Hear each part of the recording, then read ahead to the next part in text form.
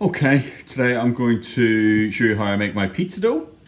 We're going to start with the ingredients. First of all, we're going to start with some good quality 00 Italian flour. We're going to need some semolina, medium semolina. We'll need some extra virgin olive oil, some salt, some dried yeast, and some warm water. So to start with, before I even weigh out the rest of my ingredients, I'm going to start the yeast. So I'm going to put, let me just have a look down here. Oop, a little bit there. I'm going to put just a little bit of sugar into my warm water.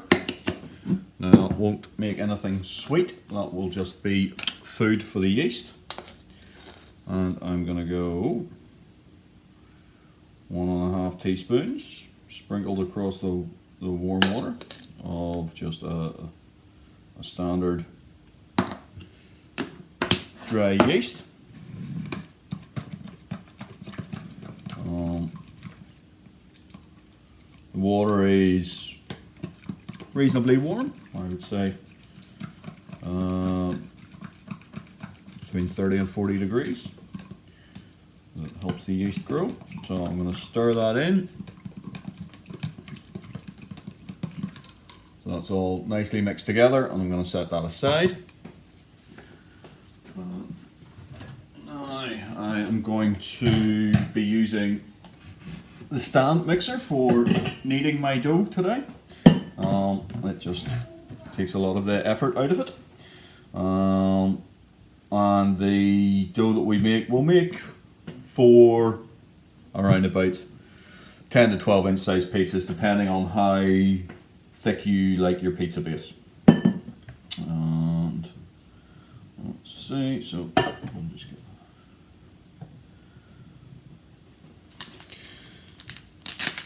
so we're using 1/2 kilo of the 00 flour.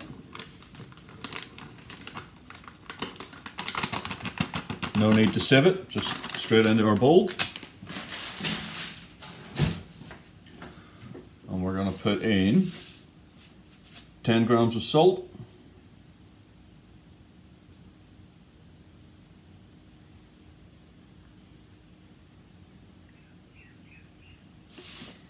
There we go.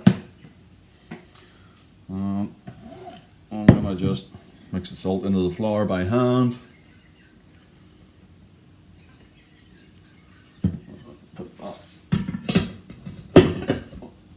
Here into the stand mixer. Always put your dry ingredients in first. And I'm going to have a look, give my yeast a little bit more of a stir.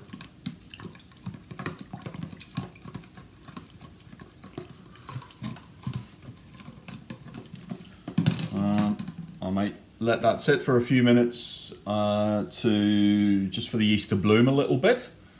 Probably not necessary, but I like to do it that way. Okay, and we're back, and that has a little bit of foam on the top of it, a little bit of krausen. I forgot to mention that it is, for this, it's 300 mils of warm water. I've used slightly less this time. You'll get to know each brand of flour will be slightly more or less absorbent than another, so you may need to use slightly more or slightly less. You'll work out yourself the consistency, bit of trial and error. So I am going to, let's move that over here. I'm going to pour my yeast mixture into the stand mixer. It already has the flour and salt in it. I'm going to put a little drizzle of olive oil in there as well. I'm going to add in my dough hook. I'm going to turn this on to just onto level 1 to start off with. Oh, I need to switch it on.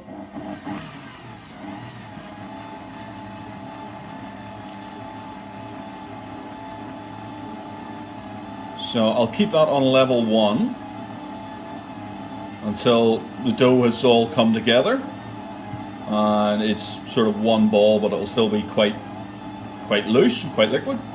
Then I'll put it on the setting number 2 and I'll let it knead it probably for around about 8 minutes.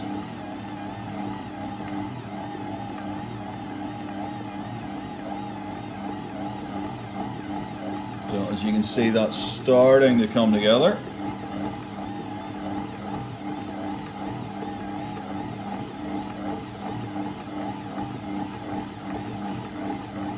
It's fairly simple to do this by hand as well, but if you've got a stand mixer with a dough hook, it takes a lot of the effort out of it. Okay, we're at the stage, we've still got some crumbs at the bottom.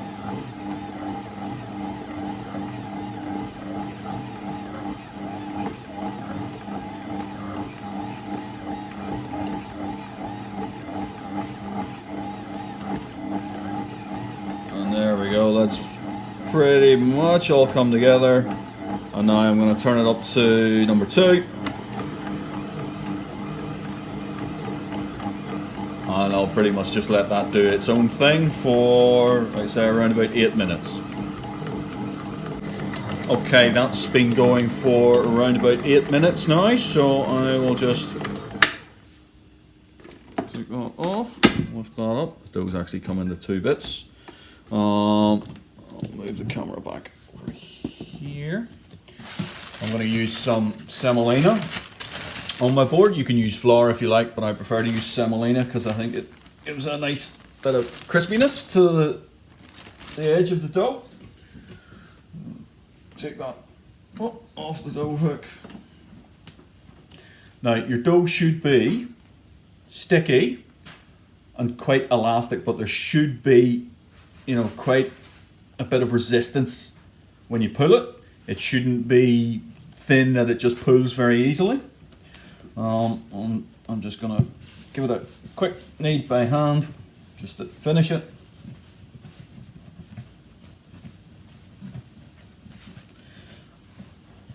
And you see, it's not sticky. It's got a good bit of resistance in there. Now, this is a bowl I'm going to rest the dough in. I've just given it a light spray with some olive oil. But before I rest it, you have to tuck all the edges in underneath so it's like a ball and all the join is at the bottom. And then we'll just pop that in the bowl. I'm going to cover it with a damp tea towel and leave it in a warm place. And that's going to sit for around about 2 hours till it should be at least doubled in size, and then we'll start to divide it up into the individual balls for each dough. And now the pizza dough has sat for a couple of hours. It's risen quite well. It's at least doubled in size. So we're now going to split it into 4. So I'm just going to put a little bit of that in there. Plenty of semolina. I'll get my scraper. Let's see, I'm just going to take the dough out of here. We want to try and keep quite a bit of air in this. I don't want to knock all the air out of it. Right, there we go.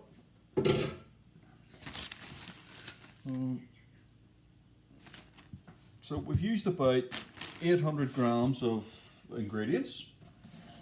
So if we split this into 4, we should end up with 4 dough balls that are just over 200 grams each. So we'll split this up and see.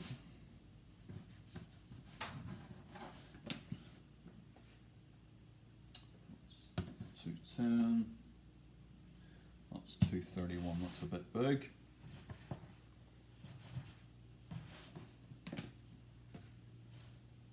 $179,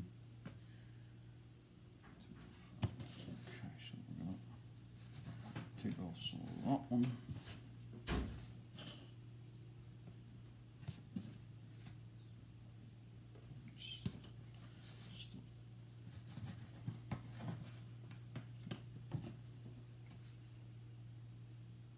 So 206, 206, 206. And there we go. They're all just between 205 and 210 grams. Now, for each one, we're going to, keeping the air in it, we're going to fold it over once, twice, 3 times. And I'm going to pull it around like we did with the big ball. So all the folds are at the bottom. And I have a couple of trays here that we're going to let these dough balls rest in. I'm just putting plenty of semolina in there, and I've already put some greaseproof paper in there. So there's one dough ball, and the next one again we're going to fold 1, 2, 3. Now we're trying to keep as much air in there as possible. And again, leveling down the bottom into my tray to rest. Again, 1, 2,